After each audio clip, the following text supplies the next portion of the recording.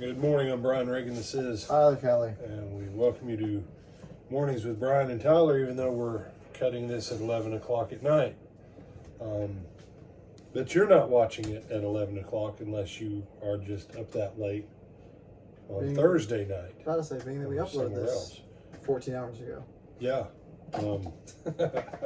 If you're watching this at 11 o'clock at night. That's right. That's right. So we're in Genesis chapter 50, verses, 17 through 21. 16 through 21, yeah. So they sent messengers to Joseph, saying, Before your father died, he commanded, saying, Thus you shall say to Joseph, I beg you, please forgive the trespass of your brothers and their sin, for they did evil to you. Now please forgive the trespass of the servants of the God of your father. And Joseph wept when they spoke to him. Then his brothers also went and fell down before his face, and they said, Behold, we are your servants. Joseph said to them, Do not be afraid, for am I in the place of God? But as for you... Read that again.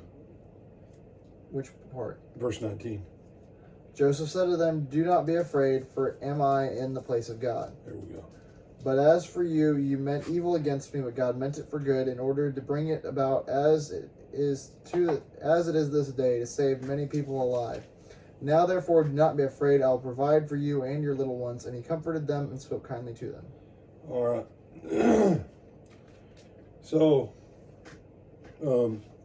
Jacob never told his sons to go to Joseph and say this. Nope. This was their own concoction. Now you say, no, this goes back to what we said yesterday or day before. They were all bad. Yep. Bad. 8 of them really, really bad. 2 of them, yeah, still kind of bad. And then there's Benjamin. Yeah.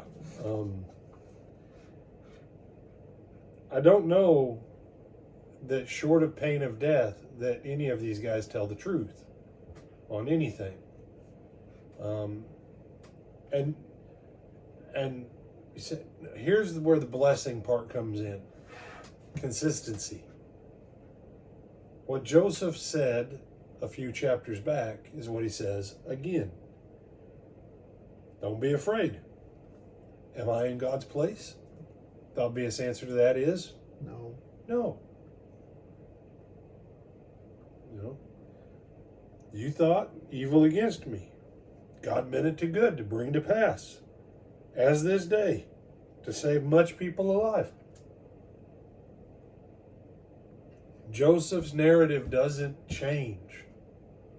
This is why Joseph is a blessable person. One of the biggest things that you will see about people who are blessed in the scripture is consistency. Each one of them had a glitch or two somewhere along the way. For the ones that we have their glitches recorded. But for the most part, once they stepped out on the road of faith, once they stepped on the path of following God, consistency. When Jacob's still alive, Joseph says, oh, you intended it for bad, God intended for good, it's all wonderful. Well, now Dad's gone. And here's what it reveals about the hearts of his brothers. If his brothers would have been in his place, they would have done what they were afraid of. That's why they sent him.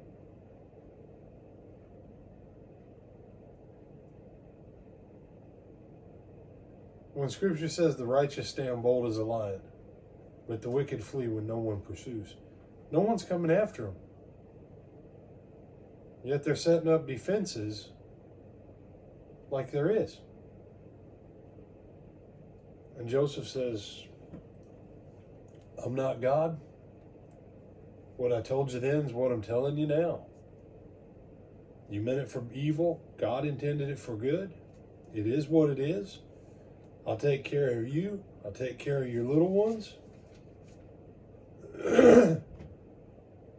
Joseph functionally becomes the patriarch of the family.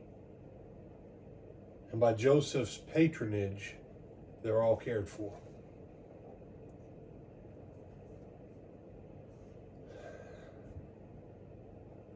And Tyler has seen this through activities in the communities and some other activities that we do together.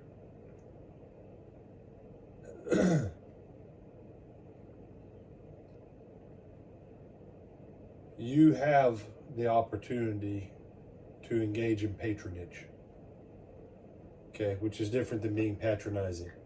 Two totally different things.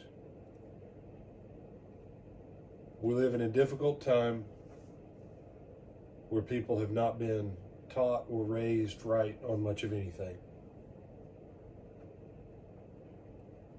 Don't sit back and go, I tried my part 50 years ago. Get back in the game. Get back where God can bless you. Because God doesn't bless you for doing nothing with his blessings. Joseph continued forward to bless when it was no longer to his advantage or to be in good graces with his dad. And this is why the name Joseph, don't even pretend otherwise. This is why the name Joseph is such a powerful name for all time. You said, what about Mary and Joseph? That Joseph wouldn't have been named Joseph if it wouldn't have been for this Joseph. And just so we're clear, Tyler, how many verses does Joseph, the adoptive father of Jesus, get? Not many. This Joseph gets more in one chapter than the father, the earthly father of Jesus does in the entire New Testament. Mm-hmm. Consistency. Your community needs it. Your church needs it. There's people in your church, they don't understand the most basic things. The most basic things of how to live. We're all barbarians. We're living in a barbaric country now. Have been for a while. Get back in the game so God can bless you so you can be a blessing. Other thoughts, my brother? No, sir. All right, with that, I'm Brian Reagan. This is Tyler Kelly. We bid you a good day. Lord willing, we'll see you tomorrow.